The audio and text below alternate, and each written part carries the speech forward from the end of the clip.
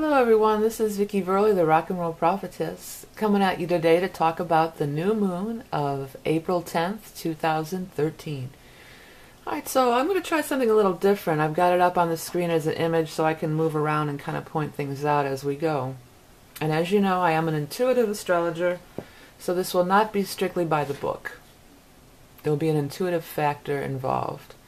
Alright, so when I open this up, I like to just open it and see what pops out at me. And the thing that's popping out at me is the aspects and the little trine symbols here.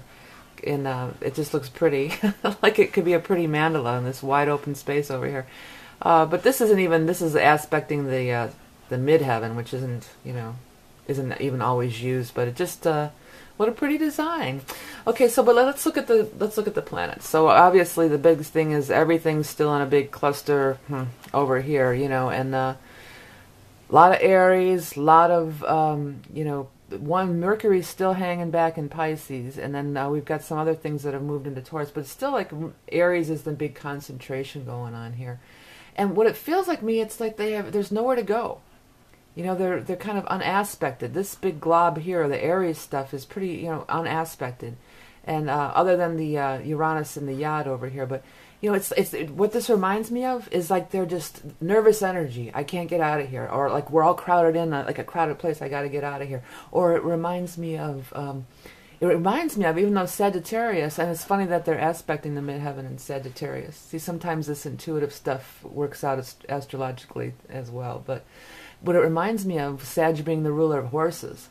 Like these are all horses at the gate here, and that they're all getting ready to run. They want to run, and they have nowhere to go because they're all the gate's there. It's like they're waiting for that gate to open so they can just take off.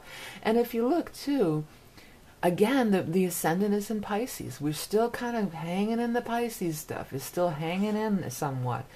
So the ascendant in Pisces, that gives the chart an overall Piscean flavor, Looking up here, as some of these planets are moving into Taurus, and we have Pallas with the node here. This is the next thing that interests me or pulls me in. Pallas with the node. I mean, they're not conjunct, but they're both in the sign of Taurus. But Pallas is moving in for the opposition of Saturn here.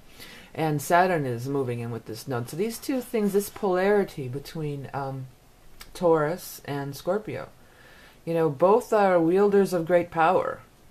Taurus wields great power in the material world, and Scorpio wields great power in the mystic, into the mystic with Scorpio. And it's this polarity. So it's like the past we've been materialistic, now we've got to break through to the Scorpio, to the, be a wizard, Or Pisces are spiritual too, but they're just kind of laying back, taking it all in. Scorpios are the wizards, they're the magicians. They're wielding the power. They're out there making it happen. The sparks are flying. Sparks are flying all around this to me right now. Okay, but anyways, back to here. So in our past, we've been materialistic and everything with the Pallas and the South Node in Taurus here. As Pallas moves in to meet the nodes here, as these two get closer and closer together, I feel like what it's telling us is that, of course we can't just do away with money and commerce at this point in our evolution. We operate on that system. So we have to continue to operate on that system. But we have to do it. Pallas to me is just brilliance, brilliance, invention. We're going to have to think of new ways to do it, which is happening anyway, with the internet and, donations and, all this other thing. This all is new ways of doing money. But we're going to have to think of new ways to, and, I think of Taurus as builders too, builders of buildings. And, I'm feeling like this is environmental and things like this. Like, of course, we still got to build buildings, but maybe we can, think before we do it. Maybe the old ways, the old paradigm is not really, cutting it anymore. It's not flying anymore. So we've got to come up with some new ways here. And that's this polarity that's going on here. Another thing, with this water, we got Pisces ascendant, and we've got all this stuff hanging out in the 12th. The Neptune, Chiron, part of fortune in the 12th. So that's still in Pisces, and its natural placement in the 12th house, where it's comfortable, where it feels comfortable. As this new moon is in the first house of Aries' natural placement, where Aries energy feels comfortable. But over here, I wanted to go with this feminine. We've got this watery stuff and recent developments here. Lilith and Ceres have both moved into Cancer. So that's just a nice, nice vibe, And I always think of Lilith as kind of scorpionic. I think of Lilith as sort of like a Scorpio for some reason. But in Pisces, it just feels nice. It's feminine. It feels like, oh, this feels better now. I feel better now, And with Ceres there too, Ceres and Lilith together, I mean, I feel like that's just such good vibes, good energy. Let's have a harvest. It's all, as I mentioned before, it's kind of tied into that. I feel like Ceres could be tied in with the Empress in the tarot. And, Lilith, maybe not the Empress, maybe the High Priestess in reverse or something, but put those two together and it's just a nice, nice, nice vibe. And I think that's just shifting. It counterbalances all this stuff here. These guys jumping, trying to run, bust the gate open over here. And then it's just like, let's just chillax and have a nice vibe over here. This Jupiter is still, the Yod thing is still happening with, Saturn, Pluto, and Jupiter. And I think Jupiter's involved in that other Yod. Is there anything in Aries still in that teen degrees? Well, Uranus is somewhat, we sort of have a loose orb, Jupiter, Uranus, Saturn node thing over here. But that Jupiter in Gemini, in the third, in Gemini's place. So this is almost a flat wheel, even though it has a Pisces ascendant, because the houses are all high degrees. They're almost, almost everything's in its natural place. Gemini's in the third, etc. Cancer's in the fourth. But Jupiter in Gemini, speaking, talking, communicating. We've got to do that. We've got to do that, more of that. We've got to not succumb to the heavy Mars aggression energy or let's not rush in without thinking. That's Aries too. Let's just rush in and tear it up and, forge new ground, which, is needed in the world. But, Jupiter and Gemini, let's think about it first. Let's think before we act. Pallas, that's again tied into that problem solving, the intellect thinking. So that's important as well. But I think with Jupiter here, we can really make some good progress that way. And learning to communicate with each other in a better way. Not just arguing, really hearing and listening and true communication, true exchange of energy back and forth through the duality of the Gemini. Okay, another thing, when I look at this chart, look at this thing here. We've got the node Saturn up here in Scorpio, and it's like it's pulling all this stuff along. To me, this looks like, I'm pulling this.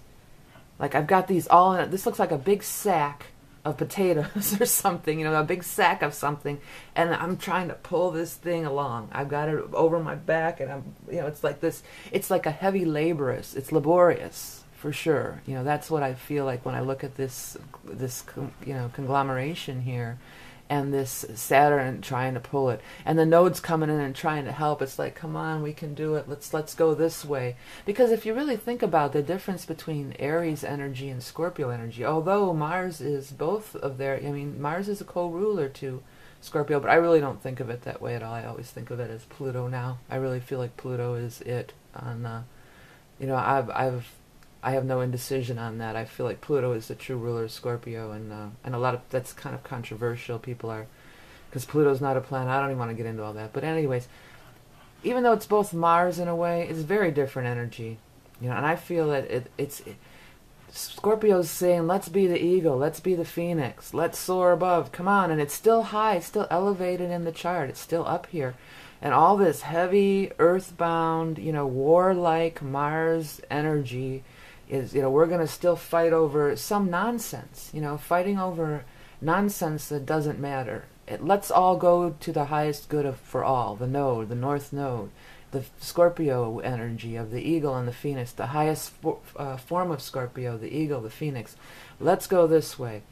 Sag on the midheaven, and all this stuff trining that. I know, normally people don't include that, but maybe this was included in this chart for a reason. There's the outlet. Sagittarius, and the fact that I feel like they're horses at the beginning too. So let's rise above. Let's Sagittarius is our the ninth house, the theologians, and that we're not in this negative, aggressive, primitive. Mars is primitive, earthbound energy. Let's go up. Let's go to the higher planes up here. Okay, so that's my take on the new moon chart off the cuff. Just going by vibe. I hope you enjoyed it. Remember, we are love and beauty incarnate. And stay tuned for a word about the Tapestry of Life mandalas. Hello everyone, Vicki Verley here, rock and roll prophetess. I want to tell you a little bit about how I combine creativity and spirituality through creating the Tapestry of Life mandalas. I started out being able to see past lives really early on as a child, and my own as well as other people's. By the 1990s, I was receiving past life information through astrology charts, and not just doing the astrology work. This was intuitive. This is a psychic thing. It's as if I use it as a scrying wheel, and I get information by looking at your chart and looking at your wheel. This is what I now call doing a soul reading. By the late 1990s, I started seeing colors and visions, the colors and designs coming through in the charts as well. And this is when the Tapestry of Life mandalas were born. Creating the mandalas is quite a process. It can take up to 5 or 6 hours to complete. And what you end up with is a one-of-a-kind piece of art just like you. People get a lot out of these mandalas. You can look at them and start seeing things on your own. It's a great scrying tool. It's a great object of art for sacred space. Along with the mandala comes the soul reading, which I do from your chart. I also offer just the soul reading. And what we're going to be offering also is a computer-generated past life reading based on Edgar Cayce, which is quite insightful, but I let you know that it is computer-generated based on the Edgar Cayce readings, and I do not personally do those. So go to the site www.tapestryoflifemandalas.com to learn more. And remember, you are love and beauty incarnate.